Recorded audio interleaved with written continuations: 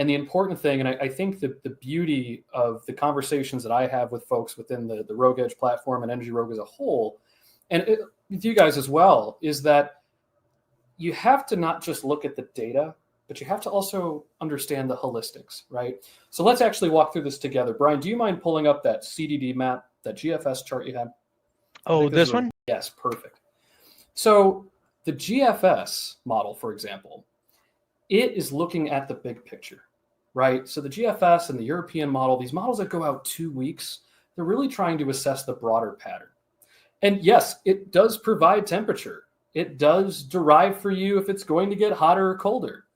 But the reality is it's doing it on a resolution that's a little bit more blurred, so to speak. And it's because the model is trying to resolve broader scale changes as opposed to the coarse scale changes, within like a kilometer, right? So in the case of the GFS, look, this is a very useful chart. But the important thing to also add is that for cooling degree days, it might actually be underdoing it. And as a matter of fact, if you look at that spike by the time we get to the 25th, if we were to look at some of these short-term models like the NAM, the HRRR that go out maybe a couple of days, they are responsible for helping to resolve the specifics on temperature, on heat. So it does show the spike. That's awesome. And that's great. And this is something that we like to leverage.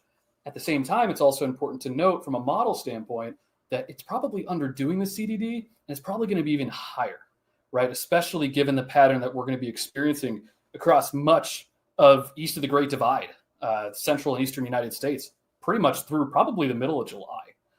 So that is the key distinction when we talk about forecasting, guys, and for everybody watching, is you can't just look at the data. The data is great, and this is an amazing chart.